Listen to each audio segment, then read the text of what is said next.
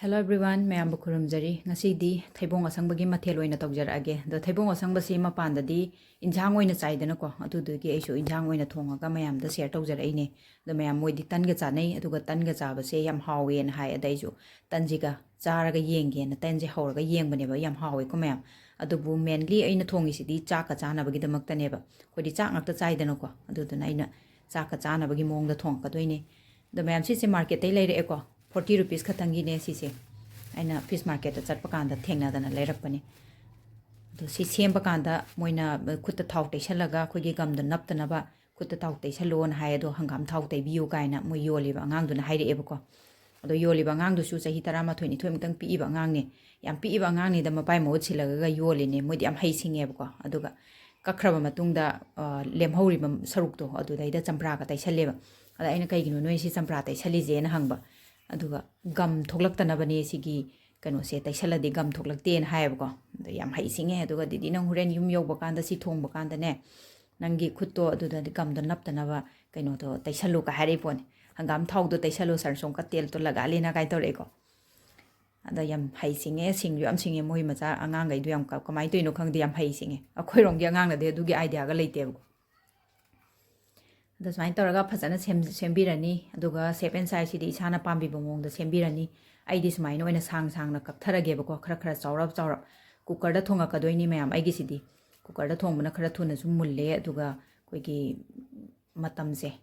gas se amna tangba matam oibani na ko aina gas su save tawna bana aina cooker do ina thonga ge tawbani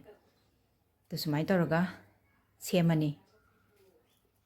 aduga ahanbada sise tawbi doini ko tawba haibadi kaba ngauba khoigi thawda kaba ngaubi doini ko to smai torga semba loijare maru yawba sina su hen hawe hai yam apikpa budi sine hen hawe hai da tawba hujarage me thaw haijare ko hangam thawni aduga sise ngaktang magi machu olokpa bok ngaktang olaga ngaubi rane ko yam kuina changdabane minute amamuk tang maina changamgani yam kuina changdeba ko munna ba hekta magi makuje krem lawai tawgadab natteba ko to sumaina sigi chang se lera kanda lawdabi ba yarani lawda jarage to kra magi si thong kanda hapna naba masala do adusu ai semjarage do masala se chumna hapteba ko grind torogo ina haptoineba ko to silai jare ko loijare tawba do masala gi damakta chanam sing dalchini black pepper aduga ilaichi clove long do adu hape aduga sise ngaktang umbirani grind kitang kabak tawbirani aduga morok angangba dagi kashmiri lal mirch adu hapirani magi texture do phajanaba adu isina ngaktang ungaga khogi jira powder do jira do hapchalani aduga unga kanda sigi paste sem tana na ba mahi ising kitang hapaga semaga thambi doini ko tingaga to sise yare ko sise loire khamena sinba se kitang kupthana aina chop tawge na tawbani thangna lenbe yarakta aina sida oin hapagen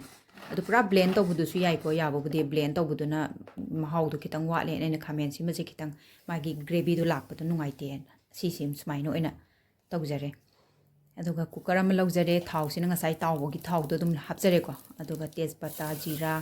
adagi tilo asoiba hapaga ngakta ngobirani sise tawsina machu ol e hai kan do nga sai ge masala khoina paste semaga thambado haijen birani duga ngaubirani ngaktang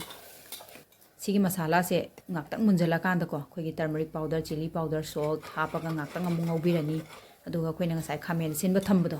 chop torga thambado du hapchen birani ngaktang ngaubirani ko sisu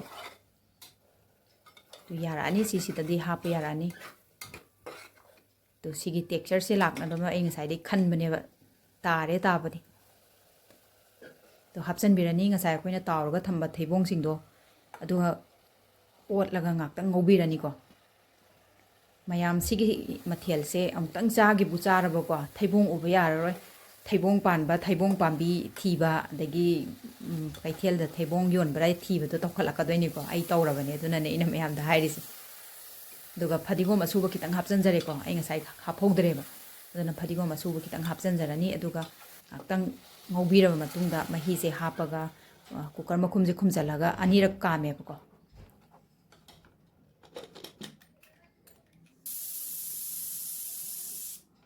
duga kama matungda makhum je hangtoga ꯌꯦꯡꯕ ꯀꯥꯟꯗ ꯁꯨꯃꯥꯏꯅ ꯃꯍꯤ ꯈꯤꯇꯪꯗꯤ ꯌꯥꯎꯔꯝꯃꯦꯀꯣ ꯑꯣꯠꯈꯥꯏꯔꯒ ꯉꯥꯛꯇꯪ ꯁꯧꯍꯜꯂꯅꯤ ꯁꯤꯁꯨ ꯃꯈꯨꯝ ꯍꯥꯡꯇꯣꯛꯑꯒ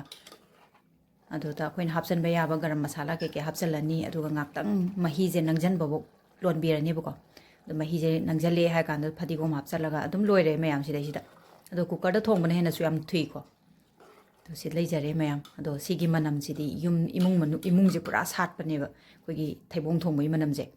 ꯑꯗꯣ ꯃꯌꯥꯝꯅ ꯁꯥ ꯉꯥ ꯊꯣꯡꯕꯒꯤ ꯃꯅꯝ ꯅꯝꯃꯦꯅ ꯂꯣꯏ ꯍꯥꯏꯅꯔꯤꯕꯅꯦꯕ ꯅꯠꯇꯕ ꯑꯗꯣ ꯁꯥ ꯉꯥ ꯊꯣꯡꯕꯒꯤ ꯃꯅꯝ ꯅꯝꯃꯦꯅ ꯃꯣꯏ ꯅꯕꯔꯥꯇ꯭ꯔꯤꯒꯤꯗꯤ ꯊꯣꯡꯅꯗꯦꯗꯅꯀꯣ ꯑꯗꯣ ꯑꯩꯅ ꯅꯠꯇꯦ ꯊꯩꯕꯣꯡ ꯊꯣꯡꯕꯅꯦꯅ ꯍꯥꯏꯕ ꯑꯗꯣ ꯃꯅꯝ ꯌꯥꯝ ꯅꯨꯡꯁꯤ ꯑꯗꯣ ꯁꯔꯞ ꯇꯧꯖꯔꯦꯀꯣ ꯃꯌꯥꯝ ꯑꯗꯣ ꯃꯌꯥꯝ ꯏꯟꯁꯥꯡꯁꯦ ꯃꯊꯦꯜꯁꯦ ꯌꯦꯡꯕꯗ ꯀꯃꯥꯏꯅ ꯇꯧꯒꯦ ꯍꯥꯎꯒꯗꯕ ꯃꯥꯟꯕ꯭ꯔꯥ ꯍꯥꯏꯕꯗꯨꯁꯨ ꯐꯣꯡꯗꯣꯛꯄꯤꯔꯝꯃꯣ ꯃꯌꯥꯝ ꯀꯩꯀꯩ ꯍꯥꯞꯄꯒꯅ ꯑꯃꯨꯛ ꯍꯦꯟꯅ ꯍꯥꯎꯅꯤ ꯍꯥꯏꯕꯗꯨꯁꯨ ꯍꯥꯏꯔꯝꯃꯨꯀꯣ ꯑꯗꯣ ꯁꯨꯃꯥꯏꯅ ꯇꯧꯗꯅ ꯑꯩꯁꯦ ꯇꯟꯒꯁꯨ ꯁꯔꯞ ꯇꯧꯖꯔꯛꯀꯦ ꯑꯗꯨꯒ ꯆꯥꯛꯀꯁꯨ ꯁꯔꯞ ꯇꯧꯖꯔꯛꯀꯦ ꯆꯥꯛꯀꯁꯨ ꯆꯥꯅꯩꯗꯅꯀꯣ ꯑꯩꯈꯣꯏꯔꯣꯝꯒꯤꯗꯤ ꯑꯗꯨꯗꯨꯅ ꯑꯩꯅ ꯆꯥꯛꯀꯁꯨ ꯇꯧꯖꯒꯦ ꯇꯧꯕꯅꯦ ꯑꯗꯣ ꯃꯌꯥꯝ ꯊꯩꯕꯣꯡꯁꯦ ꯑꯩꯈꯣꯏꯒꯤ ꯍꯛꯆꯥꯡꯗ ꯌꯥꯝ ꯀꯥꯟꯅꯕ ꯃꯤꯅꯔꯦꯜꯁ ꯑꯦꯟ ꯅ꯭ꯌꯨꯇ꯭ꯔꯤꯌꯦꯟꯁ ꯌꯥꯝ ꯌꯥꯎꯏꯀꯣ ꯃꯉꯣꯟꯗ ꯑꯗꯣ ꯗꯥꯏꯇ꯭ꯔꯤ ꯐꯥꯏꯕꯔ ꯑꯣꯏꯅꯁꯨ ꯁꯤꯖꯤꯟꯅꯩ ꯀꯩꯒꯤꯅꯣꯗꯤ ꯃꯉꯣꯟꯗ ꯔꯐꯦꯁ ꯃꯥꯒꯤ ꯃꯁꯤꯡ ꯃꯌꯥꯝꯁꯦ ꯁꯤꯁꯤꯅ ꯑꯩꯈꯣꯏꯒꯤ ꯏꯟꯇꯦꯁꯇꯤꯅꯦꯜ ꯂꯥꯏꯟꯁꯦ ꯃꯉꯣꯟꯗ ꯃꯥꯅ ꯀ꯭ꯂꯤꯟ ꯇꯧꯕꯗ ꯀꯥꯟꯅꯕ ꯄꯤꯌꯦꯕ ꯑꯩꯈꯣꯏꯗ ꯑꯗꯨꯅ ꯆꯥꯛꯂꯨꯛꯁꯤꯁꯨ ꯁꯦꯝꯖꯔꯦ ꯃꯌꯥꯝ ꯑꯗꯨꯒ ꯂꯣꯏꯁꯤꯜꯂꯛꯄꯗ ꯃꯌꯥꯝꯗ ꯑꯩꯒꯤ ꯃꯊꯦꯜꯁꯦ ꯅꯧꯅ ꯊꯦꯡꯅꯕꯤꯕ ꯑꯩꯒꯤ ꯆꯦꯅꯦꯜꯁꯦ ꯅꯧꯅ ꯊꯦꯡꯅꯕꯤꯕ ꯌꯥꯎꯔꯒꯗꯤ ꯆꯦꯅꯦꯜꯁꯤꯕꯨ ꯁꯞꯄꯣꯔꯠ ꯇꯧꯕꯤꯕ ꯑꯣꯏꯅ ꯁꯕꯁꯀ꯭ꯔꯥꯏꯕ ꯑꯃꯃꯝꯇꯪ ꯅꯝꯕꯤꯔꯝꯃꯣ ꯑꯗꯨꯒ ꯂꯥꯏꯛ ꯑꯃꯃꯝꯇꯪꯗꯤ ꯅꯝꯕꯤꯔꯝꯃꯣ ꯃꯊꯪꯗ ꯑꯃꯨꯛ ꯊꯦꯡꯅꯔꯁꯦ ꯕꯥꯏ